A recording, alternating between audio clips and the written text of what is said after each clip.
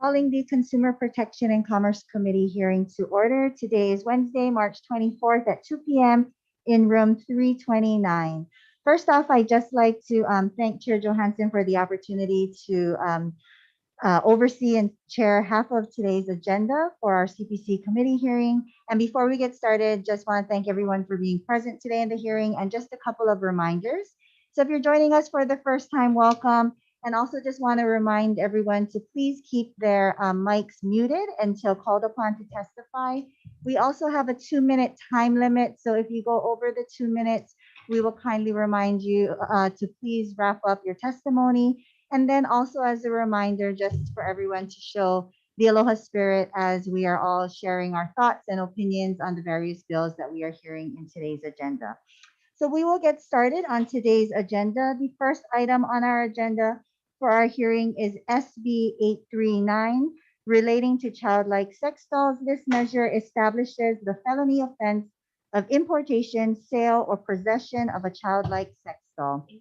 Testifying first for this measure is Honolulu Police Department, Randall Platt. Are you present? Not present. He is in support. Also, the Department of the Prosecuting Attorney of the City and County of Honolulu, Tricia Nakamatsu. Not present. They are also in support. Committee, please also note that there are also other departments as well as individuals in support of this measure. Because no one is here to answer any questions, we will move on to our next agenda item. Next item is SB 1286, which is making an appropriation to the Office of the Prosecuting Attorney for Hawaii County. This appropriates funds to the Office of the Prosecuting Attorney for Hawaii County for the Career Criminal Prosecution Unit. First on our agenda, who indicated they would like to testify, is the Hawaii County Office of the Prosecuting Attorney, Keldon Waltgen. Are you here? They are not present. Committee, please also note that there are other testifiers in support, departments, the Office of the Mayor, as well as individuals. Since no one is available for questions, we will move to our next agenda item. Next agenda item is SB 304 relating to carbon offsets. This measure establishes procedures for the Department of Transportation to assist and enable a person to voluntarily purchase a verified carbon offset for carbon dioxide emissions resulting from the person's air travel to or from an airport in the state. First up to testify is the Office of Planning, Danielle Bass. Good morning, Chair, Vice Chair, members of the committee. My name is Danielle Bass, State Sustainability Coordinator, providing testimony on behalf of the Office of Planning here today. We'd like to share with the committee that we offer comments on SB 304 at the request of the legislature and in accordance with Act 16, Session Laws of Hawaii 2018. We did publish the feasibility implications of establishing a carbon offset program for the state of Hawaii. That was published on December 2019 and is available on our website. As explained in this on page 51 of this feasibility analysis, it is unlikely that the state of Hawaii would generate significant revenue through the production of offsets, and any trading of offset credits produced within Hawaii would be limited by the state's zero emission clean economy target. We note that there are many market opportunities and influence going on to reduce greenhouse gas emissions, inclusive of Boeing's commitment to transition their commercial aviation fleet to be 100% sustainable aviation fuel by the year 2030, a mere 9 years away. The state of Hawaii has likewise established a strong foundation of greenhouse gas reduction policies and should build on these existing greenhouse gas reduction policies and programs to develop the most economically viable mechanisms to facilitate reaching the zero emissions clean economy target by the year 2045. Mahalo for this opportunity to testify. I'm available for questions. Thank you, Danielle. Next testifier is the Department of Transportation. Is anyone here from the department? Good afternoon, everyone. Lynn Araki-Regan from the State Department of Transportation. We stand on a written testimony offering comments. As reflected in our testimony, utilization of airport personnel to facilitate and provide process oversight would be deemed a diversion of airport revenues and jeopardize the Federal Aviation Administration grant assurances. We're available for questions should you have any. Thank you. Thank you, Lynn. Committee, please note that we have testimony in opposition from individual as well as organizations, as well as supportive testimony from Blue Planet Foundation. Committee members, any questions for our testifiers? Seeing none, we will move to our next measure, which is SB 243 relating to renewable energy. This requires the Hawaii State Energy Office to develop a strategic plan that identifies strategies and as well as report to the legislature, and also requires the Hawaii Natural Energy Institute to conduct a feasibility study of the strategic plan and submit their results to the legislature. First up, testifying on this measure is the Hawaii State Energy Office, Maria Tome. Aloha Chair, Vice Chair, members of the committee. I'm Maria Tome, Hawaii State Energy Office on behalf of Scott Glenn. HSEO has submitted testimony in strong support. I'm available to answer questions. Thank you. Thank you, Maria. Next, we have Hawaiian Electric, Mark Asano. Mark is not present. Committee, please note that we have testimony all in support from various organizations as well as individuals. Does any committee member have a question for the State Energy Office? Oh, Representative Onishi? I wanted to ask, who is the Hawaii Natural Energy Institute? That is the University of Hawaii at Manoa is where the Hawaii Natural Energy Institute is. Okay, and they're made up of who? I'm sorry, I don't have that specific information, but we can get back to you on that. How specific would you like the answer to that question?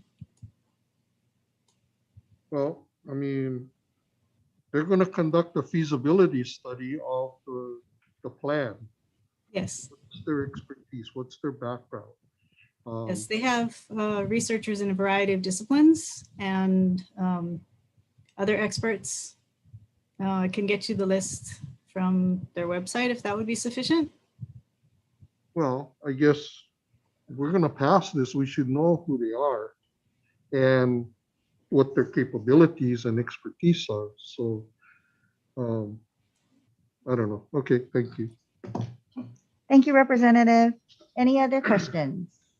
Seeing none, we'll move to our next agenda item, SB 493 relating to agriculture. This establishes the Hawaii Agriculture and Forest Carbon Positive Incentive Program.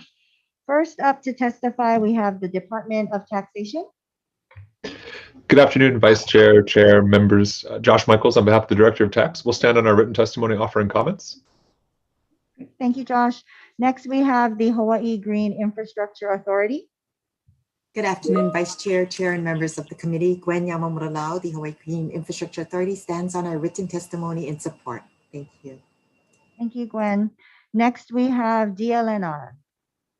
Yeah, good afternoon. David Smith, Administrator with the Division of Forestry and Wildlife. The department stands on its written testimony in support with comments. Thank you, David. Next, we have the Hawaii Department of Agriculture. Good afternoon, Chair. The Department of Agriculture will stand on its testimony respectfully opposing the measure, primarily for three reasons.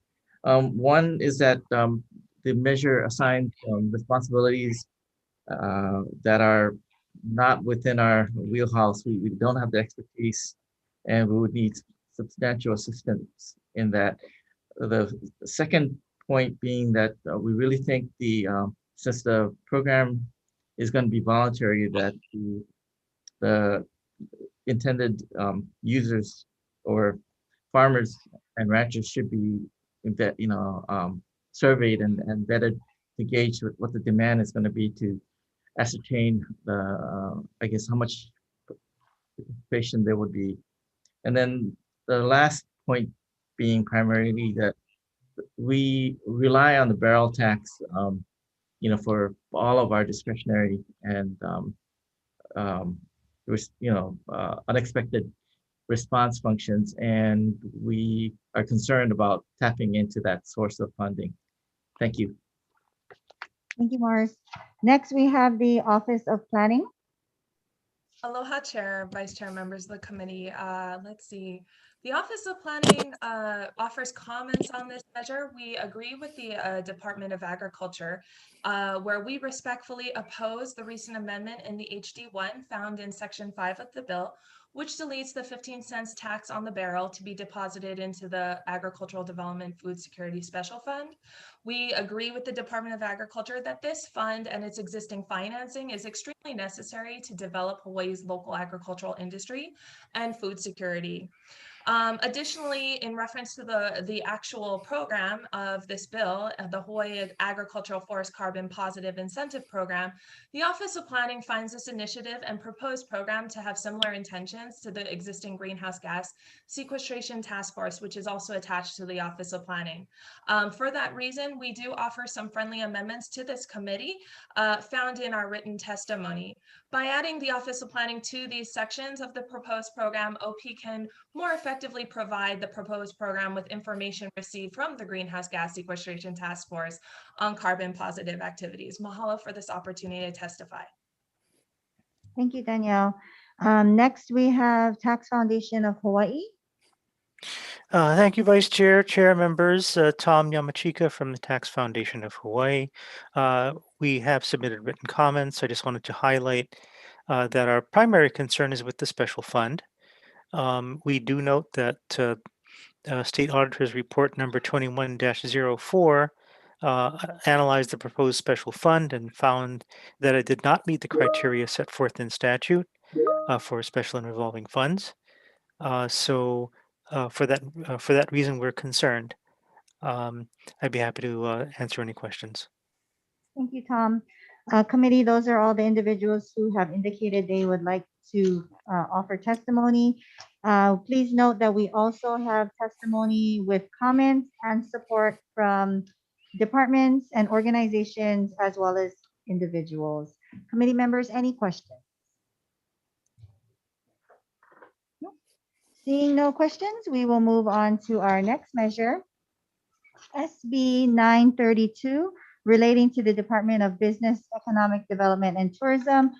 Committee, please note that this is a similar measure to HB 558 that we heard previously, which establishes the Clean Energy and Energy Efficiency Revolving Loan Fund, as well as repeals Building Energy Loan Fund, authorizes money into the Green Infrastructure Special Fund, as well as other items on this measure. First, we have up to testify the Hawaii Green Infrastructure Authority. Thank you so much. Good afternoon, Chair, Vice Chair, members of the committee. Gwen Yamamoto Lau, the Hawaii Green Infrastructure Authority, stands in support of this, our written testimony in support of this bill. Thank you. Thank you, Gwen. Next, we have the Hawaii Public Utilities Commission. Aloha, Vice Chair, Chair, members of the committee. The commission stands on its written comments and defers to the Energy Office with regard to the policy impacts of this measure. Thank you. Thank you. Next, we have the Hawaii State Energy Office. Aloha Chair, members of the committee, Maria Tomei, Hawaii State Energy Office. We support this measure and defer to HGIA. Thank you. Thank you. Committee, please also note that we have testimony in support and offering comments from different departments, as well as organizations and an individual. Any committee members have questions on this measure? Okay, seeing none, we will move on to our next agenda item, SB 934, relating to measurement standards, which exempts hydrogen fuels from petroleum product measurement requirements. This was a companion bill to a bill we heard in this committee previously, HB 113. First up to testify on this measure is the Department of Agriculture. Good afternoon, Chair, committee members. The department will stand on its written testimony supporting the intent of the measure. We just wanted to note that we currently do not have the expertise, technical skills, or to perform and certify hydrogen dispensers, so that they should be aware of that. Thank you. Thank you.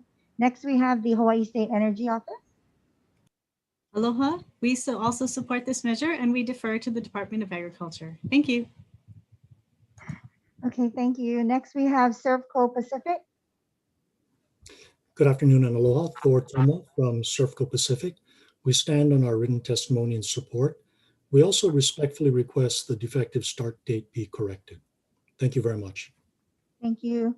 Next, we have the Hawaii Food Industry Association.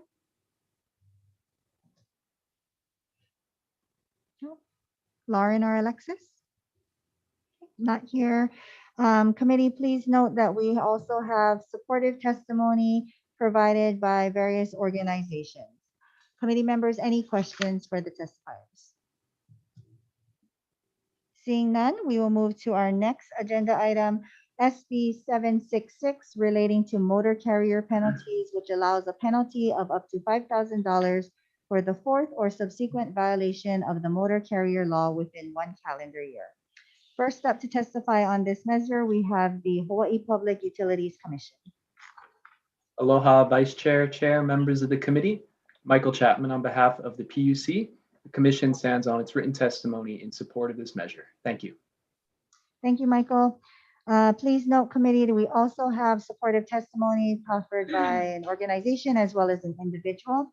Does any committee member have a question for the Public Utilities Commission? Seeing none, we will move to our next agenda item. Next on the agenda is SB 615, relating to rentals of mopeds and motor scooters. This requires all moped and motor scooter rental companies to ensure the rider wears a safety helmet supplied either by the rental company or by the renter prior to operating the moped or motor scooter. It exempts riders with a motorcycle license from this requirement and prohibits the rental of any moped or motor scooter with aftermarket modifications. First up to testify on this measure is the Department of Transportation. Good afternoon, Lynn Araki-Regan from the CPC Permanent Transportation. We stand on a written testimony in support and are available for questions. Thank you. Thank you. Next, we have the Honolulu Police Department. Good afternoon, Chair, committee members. Walter Zeki, Major with the Honolulu Police Department. We do stand on our written testimony in support of this bill. We did have some concerns that were listed in our testimony, and we are available for questions. Thank you very much. Committee, please note that we have numerous supportive testimony on this measure from organizations as well as many individuals. Committee members, any questions for HPD or the Department of Transportation? Okay, seeing none, we will move to our next agenda item, SB 506, relating to the issuance of special purpose revenue bonds to assist Wahiawa General Hospital. This authorizes the issuance of special purpose revenue bonds for long-term debt restructuring of Wahiawa General Hospital. First up to testify, we have Wahiawa General Hospital, Brian Cunningham. Aloha, Chair, Vice Chair, committee members. My name is Brian Cunningham. I serve as the CEO for Wahiawa General Hospital. I'm here to stand in strong support of our written testimony for SB 506. I'm available for any questions you may have. Thank you, Brian. We also have supportive testimony from the Hawaii Nurses Association, Local 50. Committee members, any questions for Mr. Cunningham? Seeing none, we will go on to our next agenda item, SB 838, which is relating to services for kupunas. This allows the Executive Office of Aging to relax the 30-hour employment requirement for qualified caregivers and the Kupuna Caregivers Program. It also clarifies that coaches and service providers shall be mandatory reporters, as well as other items. This is similar to a measure we saw previously in this committee and passed out, HB 988. So first up to testify on this measure is the Department of Health Executive Office on Aging. Good afternoon, Vice Chair and Chair and members of the committee. My name is Caroline Kadirao. I'm the Director of the Executive Office on Aging, and we stand in strong support of this measure. And we do offer some necessary technical amendments to align with our federal law and reporting requirements. This is a bill to add options for caregivers to support their loved ones through a participant-directed model. Our technical amendments are to ensure that the proper naming of the services, homemaker and chore, are defined as in our testimony, and also the person-centered support plan for the definition. And the last thing that we'd like to offer is the requirement for our coaches to have mandatory reporting, being mandatory reporters. That's on page 7, line 11 through 12. According to the HRS, Chapter 346, Part 10, all personnel working in social services are considered mandated reporters, and our coaches in their contracts have a stipulation to that. And the Department of Human Services has produced guidelines for mandated reporters, which provides detailed information on the requirements of being mandated reporters, thus negates the need for additional training for these coaches. And I'm available for questions, and thank you for the opportunity to testify. Thank you. Next, we have the Department of Human Services.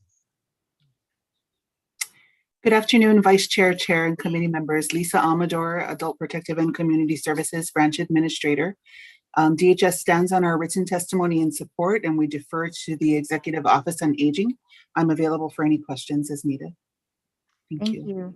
Next, we have AARP Hawaii. Good afternoon, Chair. My name is Audrey Suga Nakagawa. I'm the Advocacy Director for AARP Hawaii, and AARP stands in strong support of this measure. The Kapuna Caregiver Program is a vital resource for our working caregivers and to help them afford respite services for their loved ones so that they can continue to work and make a living. Amending this program will allow more flexibility to qualify the caregivers as well as provide them with more resources. So thank you very much for the opportunity to testify in support of this measure. Thank you, Audrey. Next, we have the Alzheimer's Association Hawaii. Aloha, Chair Johansson, Vice Chair Kitagawa, and members of the committee. My name is Ian Ross, and I'm the Public Policy and Advocacy Manager from the Alzheimer's Association Hawaii. We are in strong support, especially of the provision that allows the relaxing of the 30-hour requirement rule during a state of emergency. Hawaii went from one of the lowest unemployment rates in the country to now one of the highest. Caregivers are some of the hardest working, most compassionate members of the community, and making this small increase in discretion may allow caregivers who, to avoid a catch-22, where they require respite from the program to work full-time, but they don't qualify until they work full-time. And we believe that the economic recovery should include everyone, including caregivers. Thank you very much for this opportunity to testify. Thank you, Ian. Committee, please note that we have other supportive testimony from various organizations as well as individuals. Committee members, any questions on this measure? Seeing none, we will move on to our next agenda item, which is SB 1340, relating to emergency medical services. This measure enables the Hawaii Medical Board to license emergency ambulance service personnel and emergency medical responders. It requires the Department of Commerce and Consumer Affairs to examine the creation of an additional licensure category for emergency medical technicians. First up to testify, we have DCCA, the Hawaii Medical Board. Good afternoon, Chair, Vice Chair, members of the committee. Alani Keoki, Executive Officer of the Hawaii Medical Board. The board appreciates the intent of this measure and offers comments. I'll be available for any questions. Thank you. Thank you, Alani. Committee members, please note that we also have comments as well as supportive testimony from various organizations and departments as well as individuals. Does anyone have a committee member's question for the Hawaii Medical Board?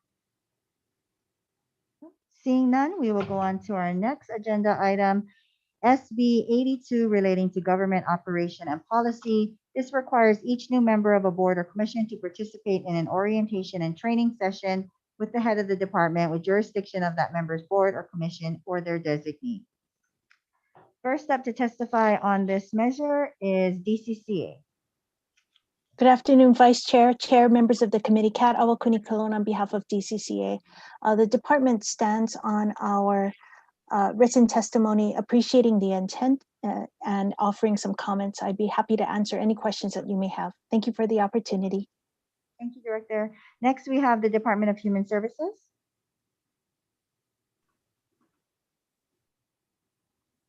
Anyone present from the Department of Human Services? Nope. Seeing none, we'll go on to our next testifier, which is DLNR.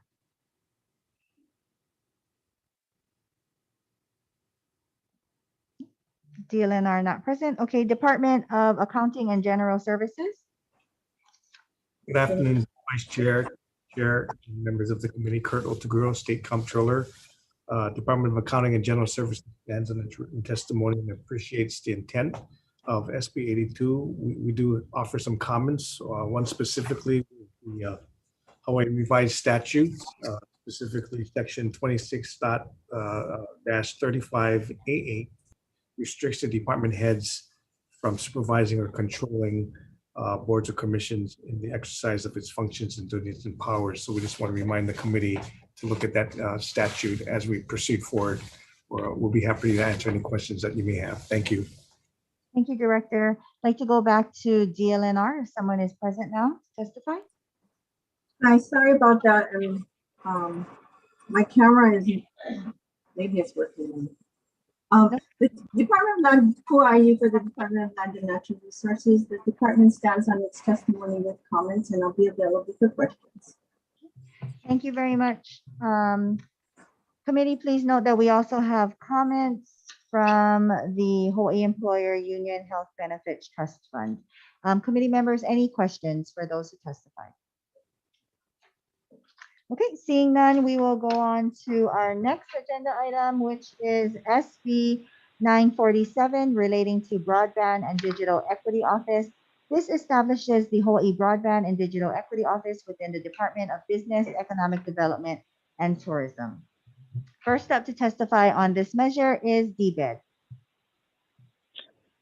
Aloha, Vice Chair, Chair, members of the committee. My name is Bert Lum. I'm the Strategy Officer for Broadband in DBED, and we stand on our written testimony in strong support of this bill.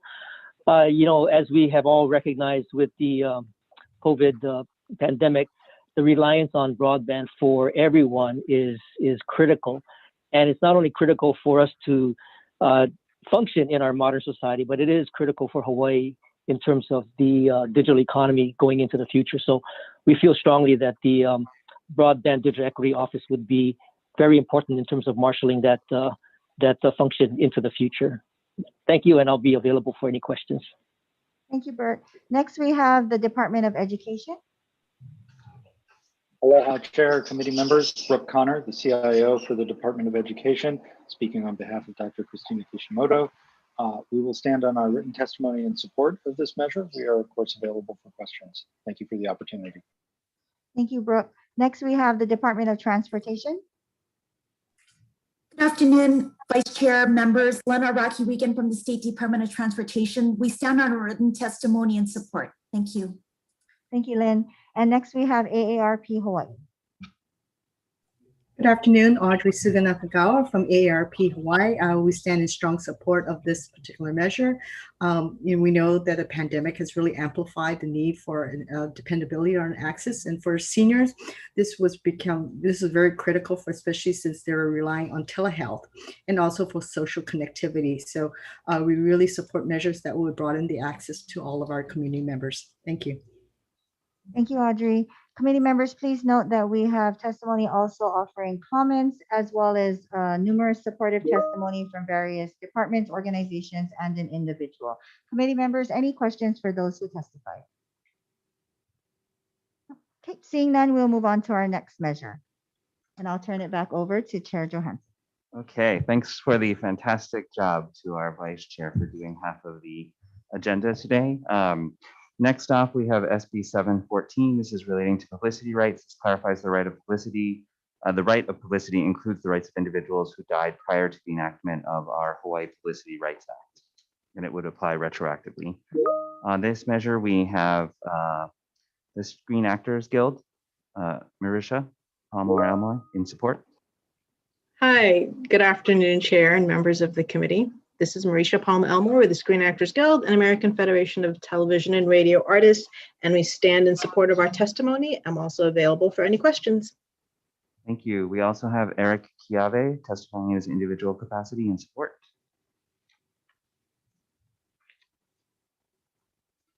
Hi, Eric, I can see you. You might. Okay, here we go. Aloha, my name is Eric Kiave, and I stand in support of SB 714. I stand on the written testimony that I submitted, but I'd like to add that back in 2009, basically I was working or initiating this bill to get processed in legislature. And just as an example or the samples, my mother had passed on in February 25, and she had a disagreement with one of the producers and manufacturers of one of the projects that she had done back in 1946. The disagreement was going on for over a 10-year period. And all I recall was that one of the last remarks from this individual was that it may not be right now, but there'll be a time soon. 4 months after my mother's passing, the release was done. And I called them to cease and desist in the terms that my mother was not satisfied with the negotiations. Therefore, we were able to get this bill passed, but there was one flaw, and that flaw was to cover those who had passed on prior to 2009, July of 2009, when the bill was enacted. And yet the legislation was to provide for my mom's passing, which was back in February 25, 2008. So in lieu of that situation, we'd like to process or support SB 714. Thank you very much for allowing me to testify.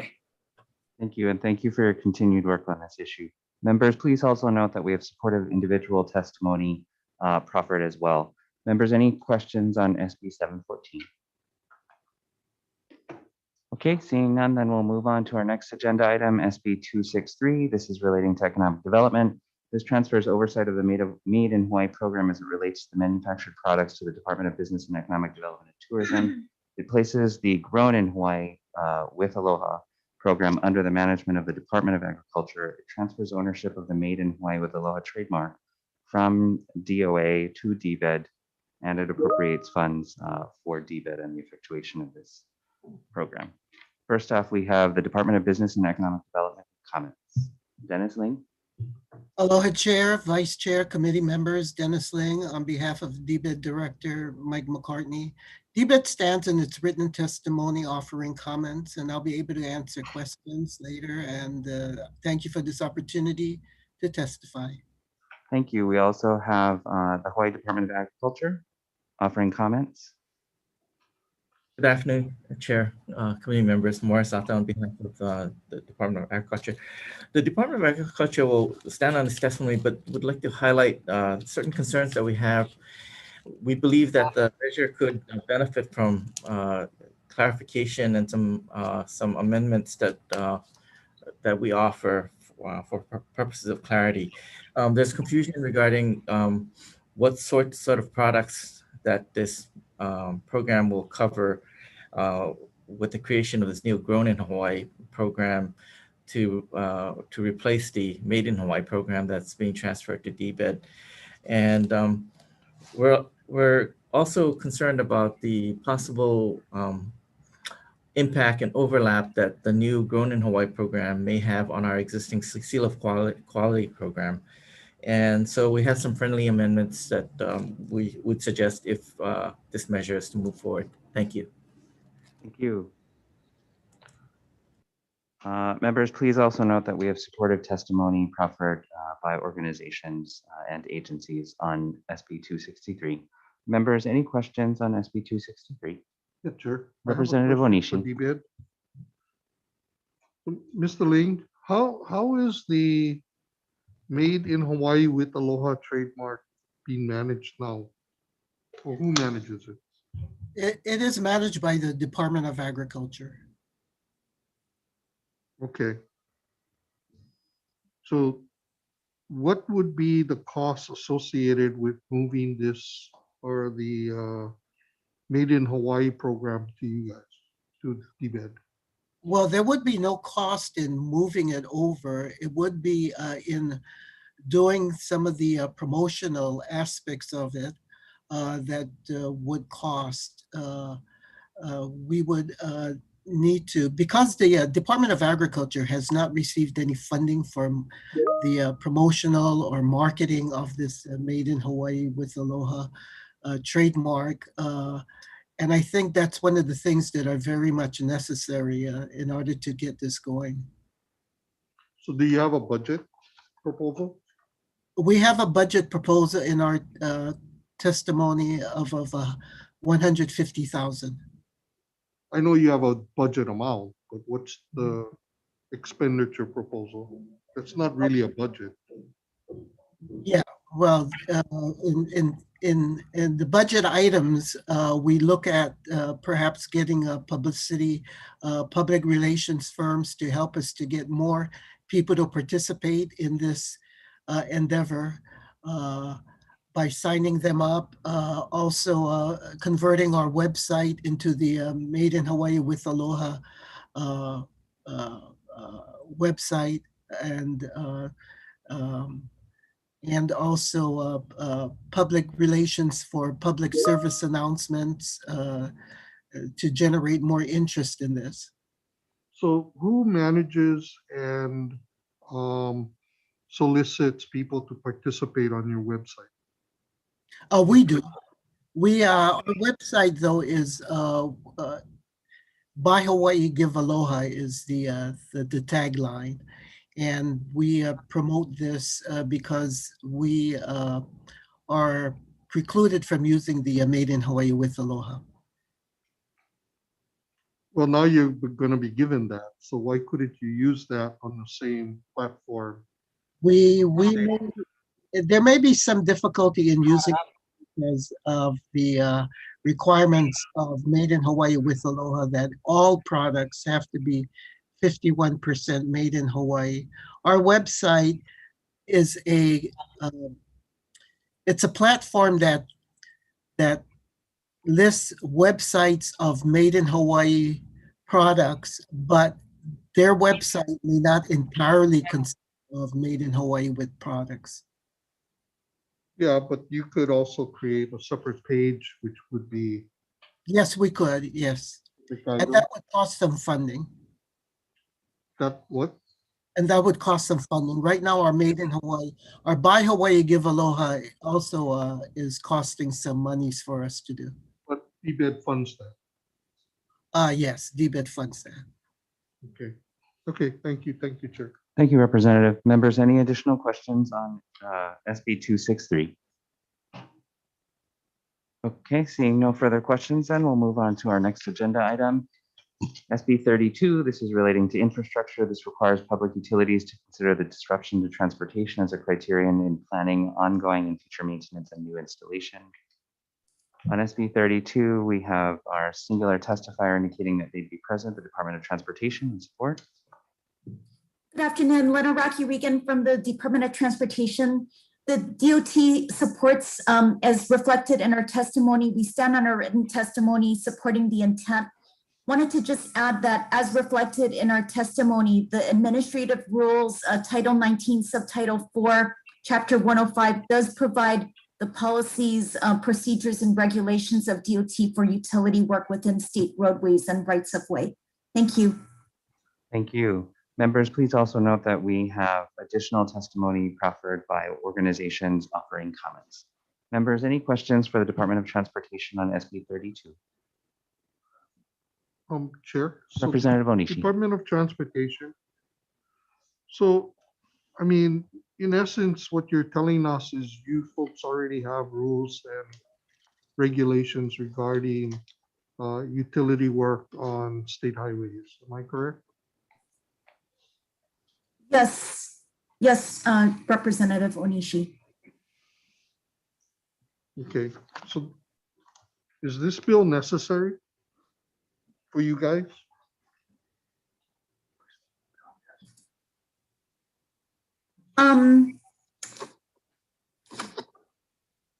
We do support the intent.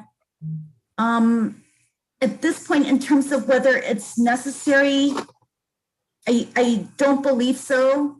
In terms of, we have a subject matter expert on the line from the Highways Division who may provide additional comments if you'd like. I guess my question is,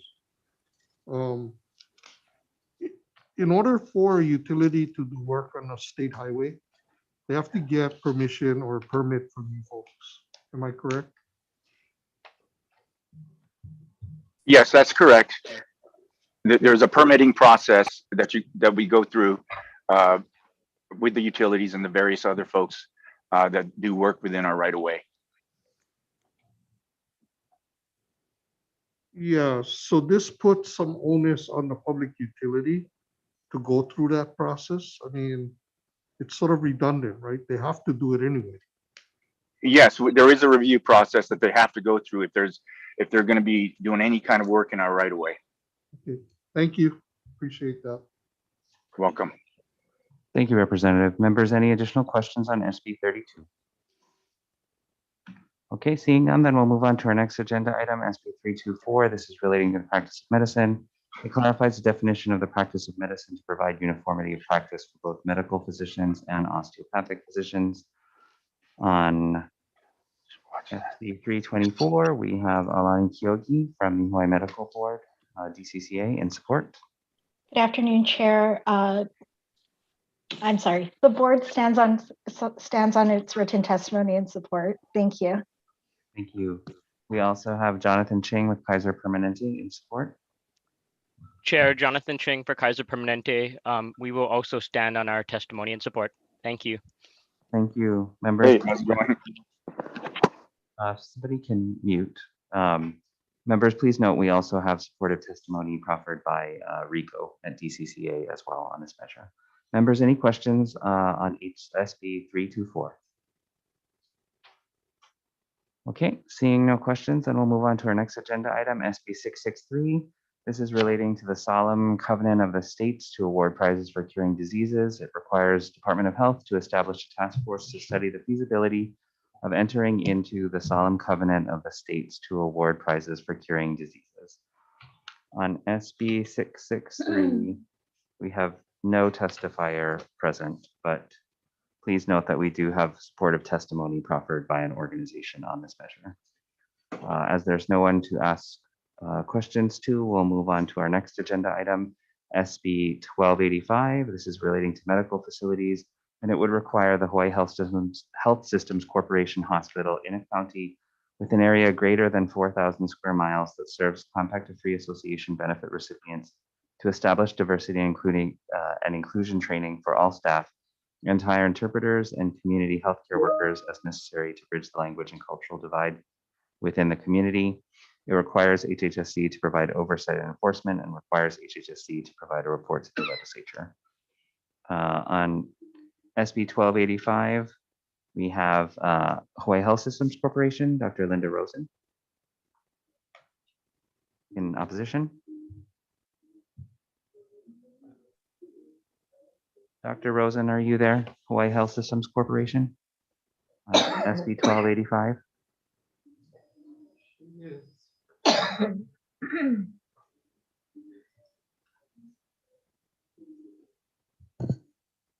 Sorry, she's there. Okay. Dr. Rosen and the Hawaii Health Systems Corporation is in opposition. Next, we have the COFA Alliance National Network, David Anatok, in support. Yes, Honorable Chair Aaron Ling Johansson, Vice Chair Lisa Gatakoa, members of the committee. My name is David Anatok, a descendant of the Marshall Islands, co-founder and policy director for the COFA Alliance National Network, or CAN.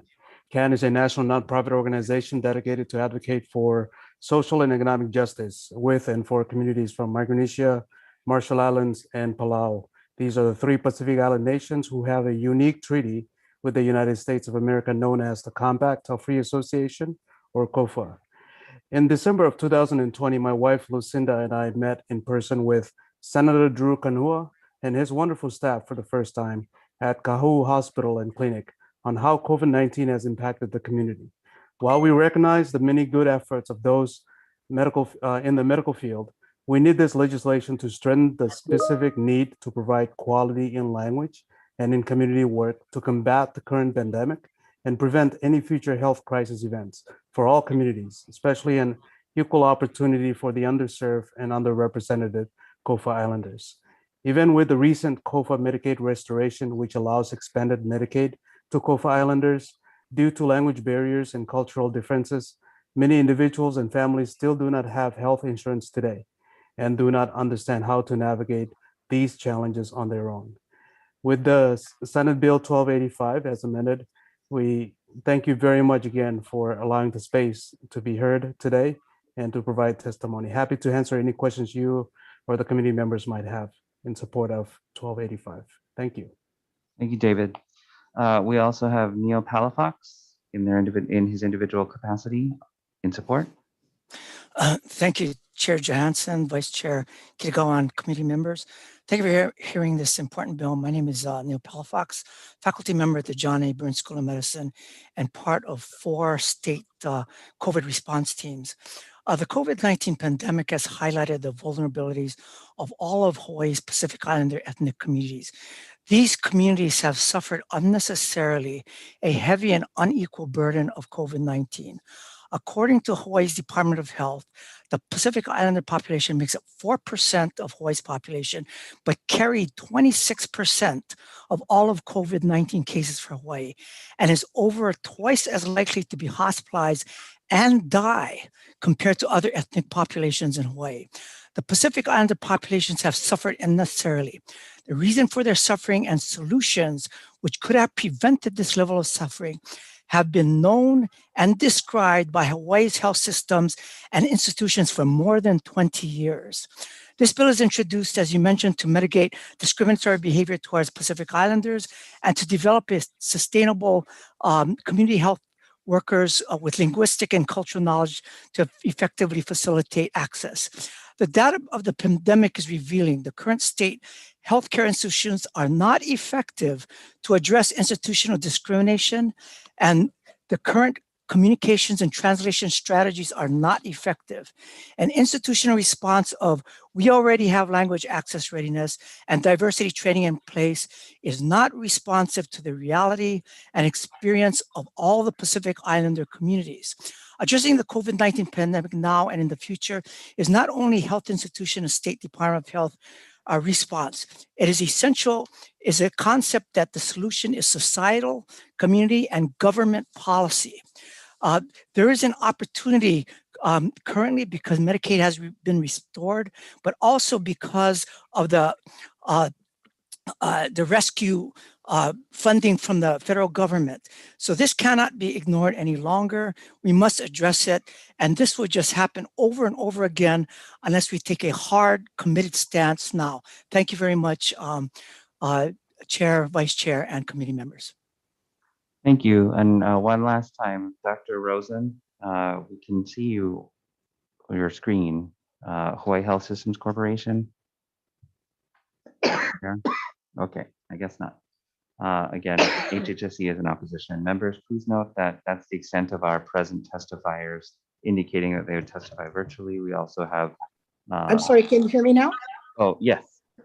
I am so sorry, Chair Johansson, Vice Chair Kitagawa, but let me close my computer because I think that is, I dialed back in on my phone that was causing feedback. I'm so sorry about the difficulty. I'll be very quick because I want to be sure and let the committee know. Sorry, this is Linda Rosen for HHSC. We support the intent of this measure and we greatly appreciate the issues that Dr. Palafox brought forward. The problem that we have and why we respectfully oppose the measure as written is that currently we do not hire any interpreters. We meet the requirements for medical interpretation through contracted services, which are described in my testimony, as do other hospitals, because having on-site interpreters in all the various languages would be cost prohibitive. And likewise, we feel that community health workers can be a very important team member in addressing the needs of the community and especially the health diversities that some of our Islanders experience. However, we have no source of funding for these activities. Unfortunately, Medicare and Medicaid does not reimburse for community health care workers. And lastly, originally the measure applied to all hospitals. Sorry if I'm let me put this down here. But now it only applies to HHSC's hospitals on Hawaii Island, which are arguably the least resourced hospitals to take on this broad mandate and to have to hire additional personnel without resources. So thank you so much for the opportunity and sorry for the difficulties. Well, thank you, Dr. Rosen, and thank you for being so intrepid. I appreciate your testimony. Members, any questions on SB 1285? Yes, Chair. Representative Onishi, please. Yes, Dr. Rosen. My question is, do you know why it was changed to only HHSC and on Hawaii Island? I actually do not know for certain, except for I believe it may have had something to do with the origin of the bill being from Senator Kanuha, and that that was a concern, and that it might have been more of a concern from Hawaii Island. But I don't believe that the issues that have been brought forth are more significant on Hawaii Island than they are in other parts of our state. Thank you. Sure. If I could ask Please Mr. proceed. Palafox a question. Yes. Palafox, I have a question in regards to the COFA people within the state of Hawaii. Is this only a concern on Hawaii Island? No, sir. It is statewide. It's everywhere. And in fact, there's some arguments to be made that it's actually much larger on Oahu and Maui. So I hope that's responsive. Do you happen to know why it was switched to only Hawaii Island and HHSC? Yes, I'd be speaking out of turn if I really knew why, but I believe some of the answers, like what Dr. Rosen had mentioned. Okay, thank you very much. Thank you, Chair. Thank you, Representative. Members, any additional questions on SB 1285? I have a question. Representative Mizuno. Thank you, Chair. For Dr. Palafox. Yes, sir. Thank you. I know you've been a great advocate for compact citizens, and so fortunate to travel with you a few years ago to Chuuk and see the healthcare system. Question is, for COFA migrants, how many are being cared for? What's the percentage that are being cared for at HHSC? Just wondering if you would know. Representative Mizuno, I don't have that. I think their care is widespread between the community health centers, between the various hospitals, but I don't have that figure as to what actually is channeled specifically to the HHSC. Okay, Dr. Palafox, you've been a great advocate for the compact citizens and all Pacific Islanders. Wondering, if this bill continues to move on, if you could provide maybe the next committee information on the percentage of compact citizens receiving medical assistance and healthcare from HHSC. In addition, you may want to look at the federal qualified community health centers. I know a lot of our COFA migrants go there, along with maybe getting assistance from the Office of Language Access for compact citizens. I think that'll help if this continues to move and go to the next committee. But I just wanted to thank you for all you do for our compact citizens. Thank you. Thank you, Chair. Thank you. Members, any additional questions on SB 1285? Okay, seeing none, we'll move on to our next agenda item. Thank you. SB 229 relating to the Office of the Auditor. This requires departments to submit their annual reports concerning their non-general fund accounts to the auditor in addition to the legislature. It would require departments to include the status of implementing any recommendations made by the auditor, and if no action has been taken, to detail the reasons why any recommendation has not been implemented in their annual reports. Requires the auditor to identify any unimplemented fund recommendations. Members, please note we have no testimony on this measure. This is also the second committee where this measure has had no testimony. It also had no testimony in LMG. So we will move on to the next agenda item, SB 246, relating to government. This establishes a state government realignment commission to periodically review the state executive branch departments, divisions, and agencies, including functions and services, and submit its findings and recommendations to the legislature. On SB 246, we have the Department of Transportation offering comments. Good afternoon again. Lynn Araki Regan from the State Department of Transportation. We stand on a written testimony, express appreciation. Okay.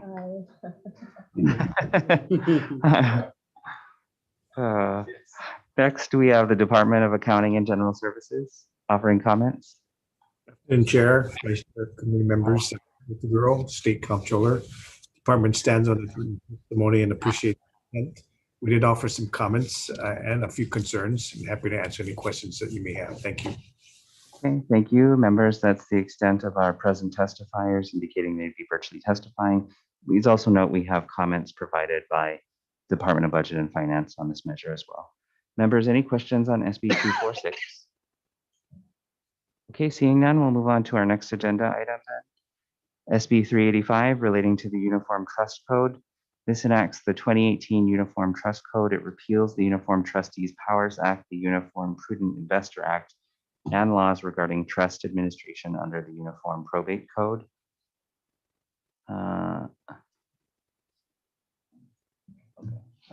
We have no testifiers indicating that they would be testifying today, but we do have supportive testimony proffered by Hawaii State Judiciary. So unfortunately, members, there's no one to ask questions on this important 100-page bill. Because I'm sure everybody wanted to ask a million questions on this one. Thank you. We'll move on to our next agenda item then, SB 1329, relating to procurement. This requires the Chief Procurement Officer or designee to address protests as expeditiously as possible. It creates time limits to resolve protests to the awards of competitive sealed proposal contracts and procurements of professional services if the protest, is not resolved by mutual agreement. It specifies that the protest shall prevail if the protest is not resolved by mutual agreement and within established time limits. On SB 1329, we have the Department of Human Services in opposition. Good afternoon, Chair, Vice Chair, committee members. Joseph Campos, Deputy Director for the Department of Human Services. The department stands on its written testimony in opposition to this measure and provides comments. Thank you. Thank you. We also have Department of Accounting and General Services in support. Good afternoon, Chair, Vice Chair, members, Kurt Otaguro, State Comptroller. DEGS will stand our written testimony in support of points 1 and 2. We did have some concerns on point 3 and we offered comments accordingly. Thank you for the opportunity. Happy to answer questions. Thank you.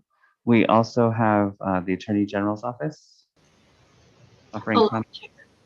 Aloha, Chair, Vice Chair, members of the committee. I'm Yvonne Shinmura, Deputy Attorney General for the Attorney General's Office. We offer comments on SB 1329, House Draft 1. Briefly, our comments pertain to the possible extension of time for the CPO or designee to issue a decision when extenuating circumstances exist.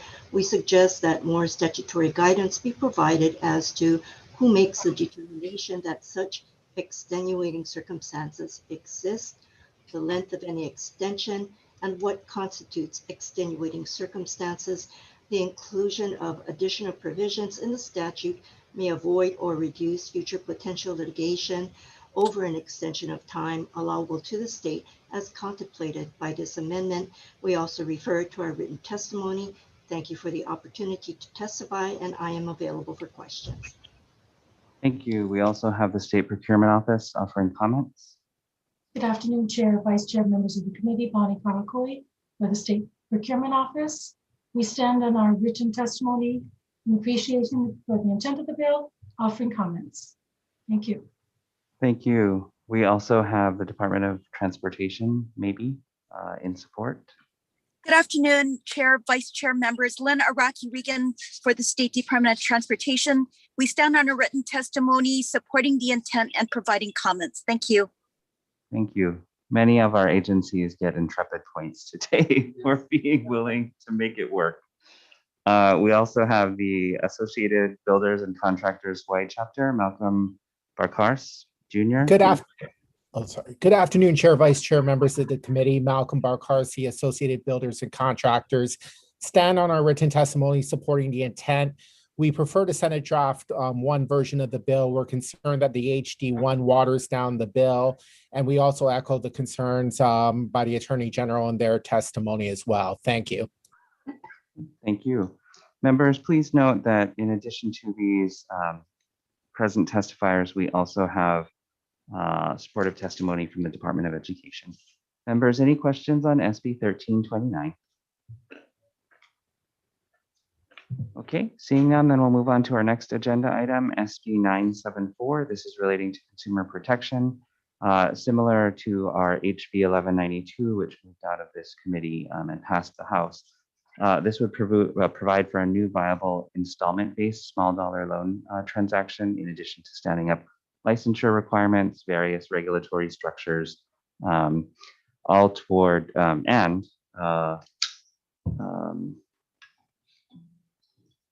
I lost my train of thought. All toward trying to provide a different loan product that may better help underbanked consumers. First off, we have on SB 974, Iris Ikeda, Commissioner for the Division of Financial Institutions, DCCA, and support. Aloha, Chair Johansson and members of the committee. The department appreciates the legislature's continued work to improve the regulation of small dollar lending or installment loans within the state. DFI has been meeting with various sectors of the industry and understands there exists some disagreement over whether both payday lending and installment loans should be available to consumers at the same time. The department believes that lenders should only provide one installment loan product to consumers to prevent confusion over the different types of loans. We believe that it will add legitimacy to the lenders and ensure that the industry will provide proper consumer disclosures and allow consumers to access short-term funds when they need it, and also have the ability to actually repay those loans over time. To that end, the department offers for the committee's consideration the enclosed HD1, which does the following things. So the HD1 pretty much merges the House bill and the Senate bill provisions regarding installment loans. So it includes installment lending provisions. It provides for only one product to consumers, the installment loan product. It provides DFI to develop a chart for mom and pop stores or nonprofit organizations to calculate the fees and repayment schedule. Provides that DFI will provide an electronic version of the aforementioned chart, and repeals the deferred check transactions law upon the commencement of licensing for these installment loans on January 1, 2022. And one more thing, if our proposed HD1 is accepted, I'd like to note that HFSA's proposed amendments to the two definitions are acceptable to DFI. And I'm available for questions. Mahalo. Thank you very much, Iris. Members, please note that there is also proffered by various businesses and organizations comments and opposition on this same measure. Members, any questions for DCCA? Okay, thank you. Seeing none, then we'll move on to our next agenda item, SB 973. This is relating to the Hawaii Money Transmitter Act. It amends the Hawaii Money Transmitter Act. It incorporates definitions of key terms provided in the Model Money Services Business Law. It adds supporting documentation required to be submitted by an applicant for licensure. It extends the period of an applicant's litigation and criminal conviction history review from 5 years to 10 years from the date of application. It would require an applicant to submit information concerning any bankruptcy or receivership proceedings, and clarifies the authority of the Commissioner of Financial Institutions to examine and investigate licensees and participate in nationwide protocols for licensing cooperation. On this, we also have Iris Ikeda with the Financial Institutions Division at DCCA in support. Aloha, Chair Johansson and members of the committee. I'm Iris Ikeda. I'm the Commissioner for the Division of Financial Institutions, and we are supporting this bill, as he said, to regulate, license, and supervise these national and globally operating money transmission companies without impacting money transmission businesses that operate regionally or in a single state. So this actually goes to the policy of the Conference of State Bank Supervisors to promote what we call network supervision, to allow for the network of states to supervise all of these companies, as a group more efficiently, and to share our specialized skill sets with the other states to protect consumers. And I will be available to answer any questions. Thank you. Members, that's our one and only testifier on SB 973. Any questions for the Commissioner? Okay, seeing none, we'll move on to our next agenda item, SB 788. This is relating to procurement. It would allow, this is a rather large bill with many procurement changes. They include allowing selection committees for procurement of professional services to weigh the selection criteria in the order of importance relevant to their agency and project, beginning after in 2023 requires the State Procurement Office to develop a vendor past performance information system. It gives the head of a purchasing agency the option to negotiate an adjustment of a bid for contract procurements to more closely align with an internal project price estimation. It allows a bidder of a public works project to clarify and correct non-material or technical issues with subcontractors' listings for up to 24 hours after the bid submission deadline. And it would require bids for construction to be publicly open no sooner than 24 hours after the bid submission deadline. On SB 888, we have the State Procurement Office offering comments. Good afternoon again, Chair, Vice Chair, members of the committee. Bonnie Kalakoi from the State Procurement Office, standing on our written testimony offering comments. Thank you. Thank you. We also have the Department of Accounting and General Services offering comments. Yes, good afternoon, Chair, Vice Chair, and committee members. Kurt Otaguro, State Comptroller, Department of Accounting and General Services, stands by its written testimony, supports the intent, but we offer comments with some concerns. Happy to answer any questions. Thank you. Thank you. We also have the Subcontractors Association of Hawaii offering comments. I think it's Tim Lyons. Yes, it is. Is that correct? Yes. Yes. Okay. Thank you. Thank you, Chair. Ron. I very quickly. We generally can support the bill, but we do request clarification of one section and recognition of another. This is an amended version that we can agree to, but we would like the committee to understand that this is a huge compromise on our part that we are willing to accept. However, we're hopeful that there would be no further amendment to it. This was a struggle to even get this far. The second, however, is relating to Part 4, Section 12. This is regarding instances where the lowest bid differs from the state estimate. And in our opinion, this translates to just basically dive on the job and then negotiate right up under to number 2's price. And it just seems to us that that is not a very reasonable way to conduct procurement. So we would object to that particular portion as well. Thank you, Mr. Chairman and members. Thank you. Members, that's the extent of our testifiers indicating that they would be present virtually to testify. Please note that we also have various organizations and agencies offering opposition and comments as testimony. Members, any questions on SB 788? Okay, seeing none, I just have one. State Procurement Office, are you still with us? Bonnie? Yes, I am. Okay. I read your testimony and I think you make a lot of great points. I did just want to ask on page 17 of the bill, well, 16 and 17, doesn't from your understanding, does it explicitly disallow additions or substitutions of subcontractors in these potential, if this bill were to go with the current language, does the bill on page 16 and 17 disallow substitution of subcontractors? I just want to make sure I'm reading it correctly. 16, 17.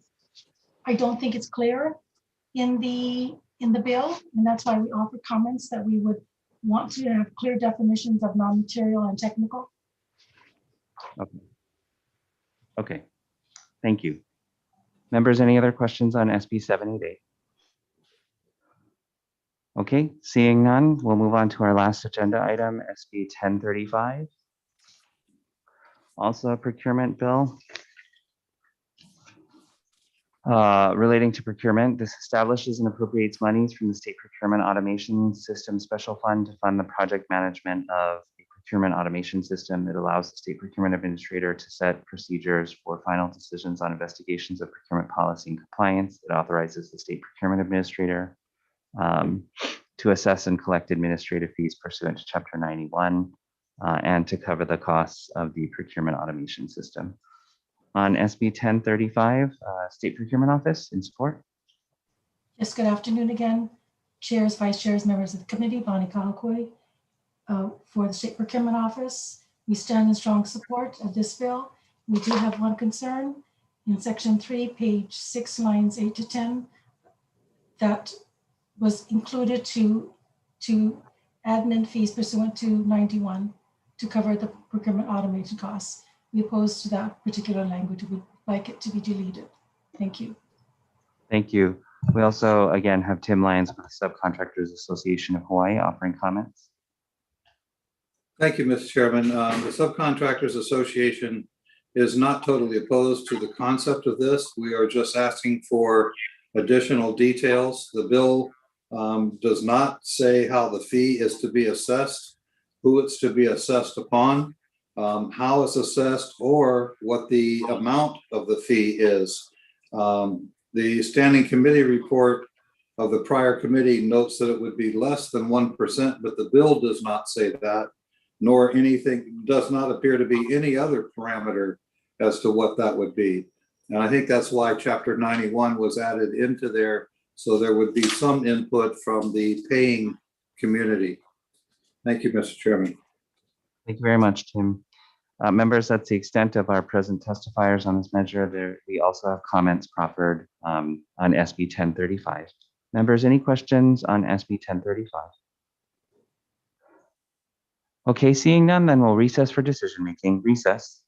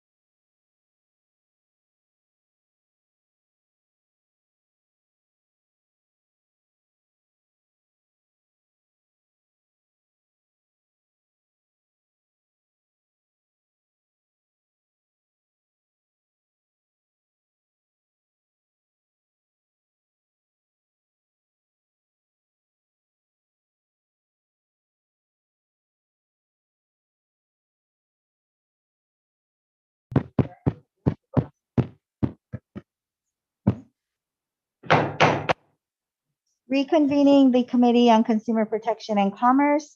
We're reconvening for decision-making. First off, we'd like to start with the first measure, SB 834, which is relating to childlike sex dolls. I'd like to do an HD1 on this measure. The recommended amendments include changing the language for the definition of the age for a childlike sex doll. It's going to be similar to the amendments we made in HB 571.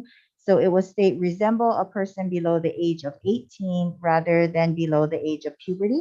So we're making that change. We'll also be taking the suggested amendment by the prosecuting attorney to indicate that instead of 10 or fewer will equal a Class C, it will be 5 or fewer dolls will equal a Class C felony, and more than 5 will equal a Class B felony. We'll also be adding in a defective date of January 1st, 2050. Any comments or questions from the committee? Seeing none, Chair, if you can take the vote, please. Okay. The recommendation of the chair on SB 834 is to pass with amendments. Chair and Vice Chair vote aye. Representative Aquino? Representative Har? Aye. Representative Hashem? Representative Kong? Aye. Representative Mizuno? Aye. Representative Morikawa? Aye. Representative Onishi? Aye. Representative Tarnas? Aye. Representative Matsumoto? Chair, your measure is adopted. Thank you, Chair. Going on to the next measure, SB 1286. The recommendation is to pass this measure as is. Any comments or questions? Seeing none, Chair, if you can take the vote on this measure, please. Okay, thank you, Chair. The recommendation on SB 1286 is to pass unamended, noting the presence of all members. Are there any reservations? Any noes? Okay, thank you. Chair, your measure is adopted. Thank you. Going on to the next measure, SB 304. The recommendation is to do a House Draft 1. We'll be inserting a defective date of January 1st, 2051, as well as adding technical amendments needed for clarity, consistency, and style. Are there any questions or Vice Chair. comments? Yes, Representative Onishi. Yeah, I have concerns based on the testimony of the Office of Planning that they don't think that the revenue that would be generated would be substantial and that we should focus on other initiatives. So I'll be voting with reservations on this bill. Thank you, Representative Onishi. Any other comments or questions from committee Madam members? Chair. Yes, Representative Hart. Thank you, Madam Chair. For the same reasons, respectfully, I echo the comments of the former speaker, and so respectfully, I'll be going with reservations. Thank you, Representative Har. Any other comments or questions? Seeing none, Chair for the vote, please. Okay, the recommendation on SB 304 is to pass with amendments, noting the reservations of Representatives Har and Onishi. Are there any other reservations? Any noes? Okay, Chair, your measure is adopted. Thank you. Going on to the next measure, SB 243. The recommendation is to pass with the HD2, inserting technical amendments needed for clarity, consistency, and style. Any questions or comments? Seeing none, Chair, if you can take the vote, please. Thank you, Chair. On SB 243, the recommendation is to pass with amendments, noting the presence of all members. Are there any reservations? Any noes? Okay, thank you, Chair. Your measure is adopted. Thank you. The next measure, SB 493. The recommendation is to pass as is. However, I'd like to note in the committee report the Budget and Finances concerns, which can be found on page 2 of their testimony. BNF is concerned that establishing an incentive program as described in this measure will result in the lowering of tax revenue and impact the state share of direct federal aid from the American Rescue Plan Act of 2021. So I'd like to put that into the committee report. Any comments or questions on this measure? Sure. Yes, Representative Onishi. Yes, again, this bill I have some concerns about because it blanks out the allocation from the barrel tax to Department of Agriculture. And also there's testimony from the Office of Planning in opposition to this. So I'll be voting no on this. Thank you, Representative. Any other comments or questions from committee members? Madam Chair. Yes, Representative Har. Thank you, Madam Chair. Thank you for the recommendation. I also share the similar comments of the representative from Hilo, but accordingly, I'll be going with reservations. Thank you, Representative Har. Any other comments or questions? Seeing none, Chair, if you can take the vote, please. Sure. On SB 493, the recommendation is to pass with amendments, noting the reservations of Representative Har. Are there any other reservations? And noting the no vote of Representative Onishi, are there any other no's? Okay, thank you, Chair. Your recommendation is adopted. Thank you. Next measure, SB 932. The recommendation is to pass as is. Any comments or questions? Seeing none, Chair, if you can take the vote, please. Okay, the recommendation of the chair is to pass SB 932 unamended. Are there any reservations? Are there any no votes? Okay, seeing none, Chair, your recommendation is adopted. Thank you. Next measure, SB 934. Recommendation is also to pass this measure as is. Any comments or questions? Seeing none, Chair, if you can take the vote. Okay, the recommendation of the chair is to pass SB 934 unamended. Are there any reservations? Are there any no's? Seeing none, Chair, your recommendation is adopted. Thank you. Next measure, SB 766. The recommendation is to pass this measure as an HD1, simply inserting a defective date of January 1st, 2050. Any comments or questions? Seeing none, Chair, if you can take the vote, please. Okay, the recommendation of the chair is to pass SB 766 with amendments. Are there any reservations? Are there any no's? Seeing none, Chair, your recommendation is adopted. Thank you. Next measure, SB 615. Recommendation is to pass as is. Any comments or questions? Okay, seeing none, if you can take the vote, Chair. Okay, the recommendation of the chair is to pass SB 615 unamended. Are there any reservations? Are there any no's? Seeing none, Chair, your recommendation is adopted. Thank you. Next measure, SB 506. Recommendation is to pass as is. Any comments or questions? Seeing none, Chair, if you can take the vote. Okay, the recommendation of the chair is to pass SB 506 unamended. Are there any reservations? Are there any no's? Seeing none, Chair, your measure is adopted. Thank you. Next measure, SB 838. Recommendation is to do an HD2, simply doing technical amendments needed for clarity, consistency, and style. Any comments or questions? Seeing none, Chair, if you can take the vote. Okay, the recommendation of the chair is to pass SB 838 with amendments. Are there any reservations? Are there any no's? Chair, your recommendation is adopted.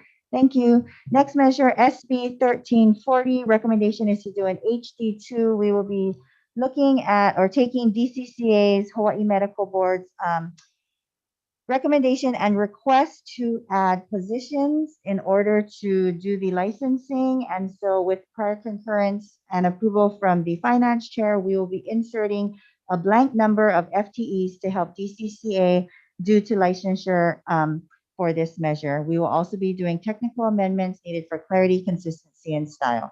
Are there any questions or comments?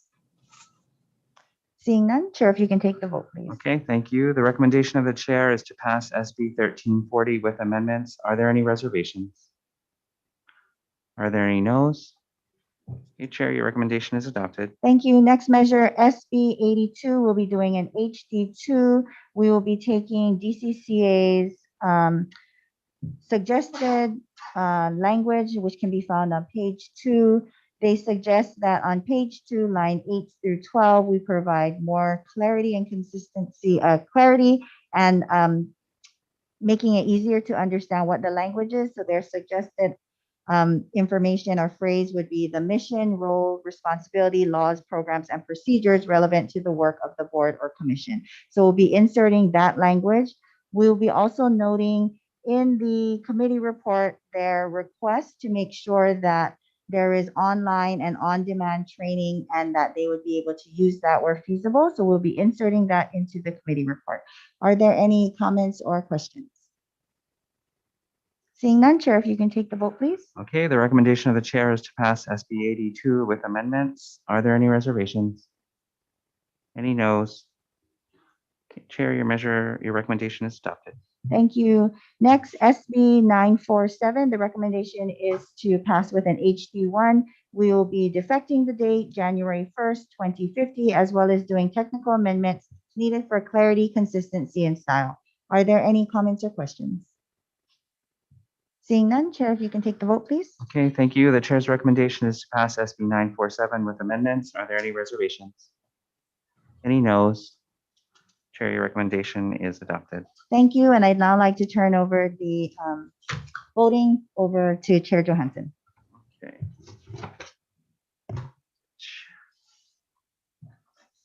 You ready? Thank you very much, Vice Chair, for a great job on the first half of the agenda. Members, on SB 714, the recommendation is simply to add a defective date instead of the upon approval that exists, as well as technical non-substantive amendments. Members, any comments or questions on the recommendation? Okay, seeing none, Vice Chair, please take the vote. The recommendation of the chair is to pass SB 714 with amendments. Noting the presence of all members, are there any reservations? Any noes? Chair, your recommendation is adopted. Thank you. Next, on SB 263 relating to economic development, I'd like to pass this measure with amendments, including blanking out the appropriation and referencing that amount in the committee report, as well as making technical non-substantive amendments. And I should note, I forgot to note on the previous measure as well, prior concurrence was received by the ECD chair, and on this measure, the ECD as well as the agriculture chair. Members, any comments or questions on the recommendation? Okay, thank you. Seeing none, Vice Chair, for the vote, please. Recommendation of the chair is to pass SB 263 with amendments. Are there any reservations? Any noes? Chair, your recommendation is adopted. Thank you, members. Next, on SB 32 relating to infrastructure, I'd like to pass this measure as is and without amendments. Members, any comments or questions on the recommendation? Okay, thank you. Seeing none, Vice Chair, for the vote, please. Recommendation of the chair is to pass SB 32 as is. Are there any reservations? Any noes? Chair, your recommendation is adopted. Thank you. Next, on SB 324 relating to the practice of medicine, I would also like to pass this measure as is. Members, any comments or questions on the recommendation? Okay, thank you. Seeing none, Vice Chair, for the vote, please. The recommendation of the chair is to pass SB 324 as is. Are there any reservations? Any noes? Chair, your recommendation is adopted. Thank you. Next, on SB 663 relating to the solemn covenant of the states to award prizes for curing diseases. The recommendation here also, because the House has already made amendments and it has a defective date, is to pass this measure as is. Members, any comments or questions? Okay, seeing none, Vice Chair, for the vote, please. Recommendation of the chair is to pass SB 663 as is. Are there any reservations? Any noes? Chair, your recommendation is adopted. Thank you. Next, members, on SB 1285 relating to medical facilities. I think the intent of the bill is very laudable, and there are issues that do need to be addressed that this bill tries to speak to. I do think and echo the concerns of the Hawaii Health Systems Corporation, and think that this idea still needs some more work and figuring out sort of applicability as well as resource issues. So the recommendation is going to be defer SB 1285 while that work continues. Next, members, on SB 229 relating to the Office of the Auditor. I will note that this is an interesting idea, but this is the second House committee where there's been no testimony on this measure. There also was no testimony in the Legislative Management Committee from which it originated to us. So for now, I'm also going to defer SB 229. Next, members, on SB 246 relating to government. This has already had House amendments and it includes a defective date already. So the recommendation here is to pass this measure as is. Members, any comments or questions on the recommendation? Okay, thank you. Seeing none, Vice Chair, for the vote, please.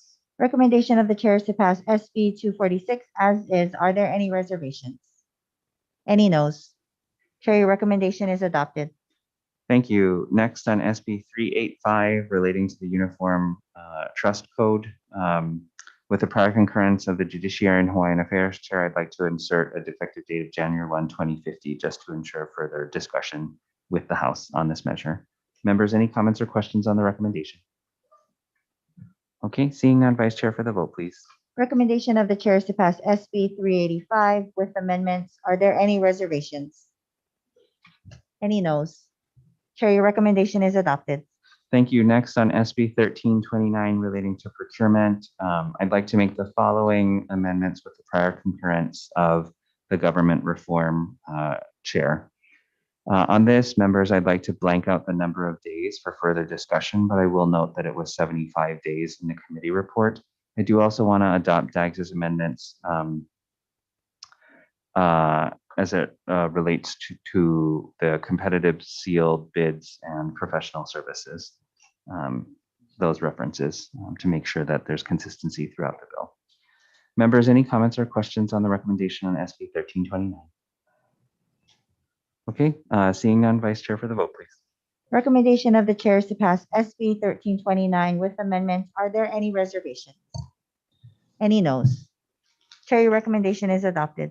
Thank you. Next on SB 974 relating to consumer protection. I think there's a lot of harmony between the House and the Senate, as well as actually, it doesn't necessarily bear out in today's testimony, the industry as well as the regulators, but just for the sake of discussion so that we have multiple similar but competing ideas for the benefit of conference as deferred deposit lending and installment lending as a concept moves to conference. I'd like to amend SB 974 in the following ways.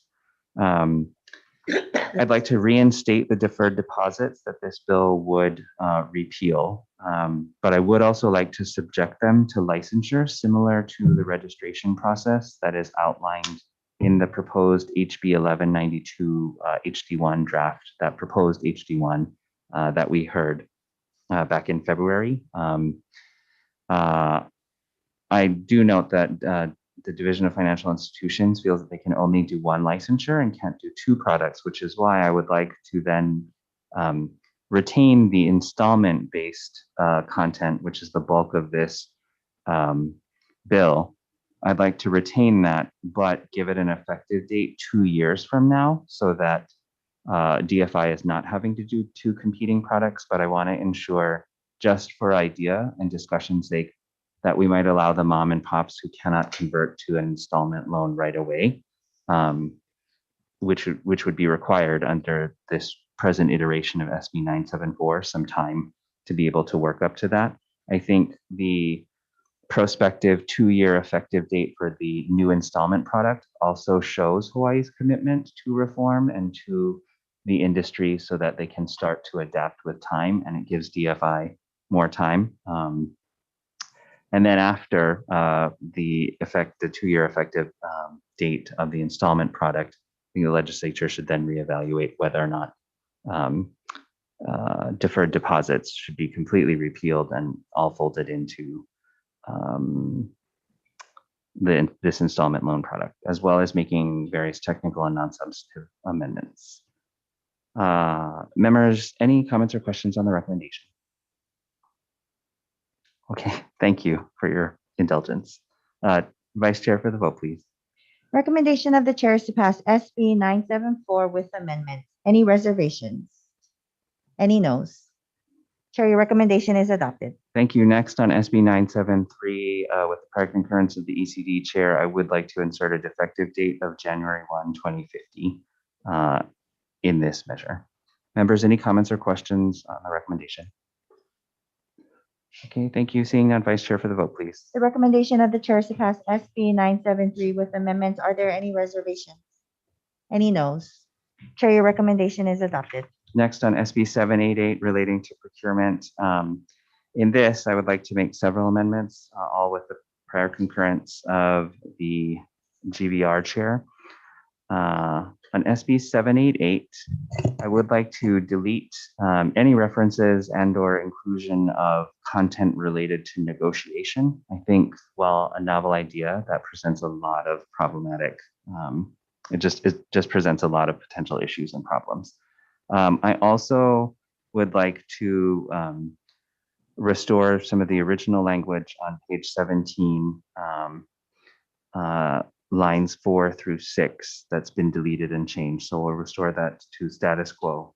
And then also, I would like to note in the committee report, just to highlight so that there isn't confusion, specifically that on pages 16 through 17, this new 24-hour period, and I'm not changing any of the language in the bill, but I want to explicitly clarify in the committee report that that language does prohibit the addition or substitution of listed joint subcontractors, as well as prohibiting changes to the nature and scope of work, changes to those, which I think addresses, to me, the state procurement officer's concerns. And I would have concerns if I thought you could substitute subcontractors. It already has a defective date. Members, any comments or questions on the recommendation? Okay, seeing none, Vice Chair, for the vote, please. The recommendation of the chair is to pass SB 788 with amendments. Are there any reservations? Any noes? Chair, your recommendation is adopted. Okay. Thank you. And lastly, members, on SB 1035 relating to procurement, after consulting further with the GVR chair, the recommendation here is to pass this measure as is. Members, any comments or questions on the recommendation? Okay, seeing none, Vice Chair, for the vote, please. The recommendation of the chair is to pass SB 1035 as is. Are there any reservations? Any noes? Chair, your recommendation is adopted. Okay, I just want to thank all those who came out to testify today, and I also want to thank the members for their assistance in helping to meet tonight's second lateral deadline. Really, really appreciate it. Thank you very much. This committee hearing is adjourned.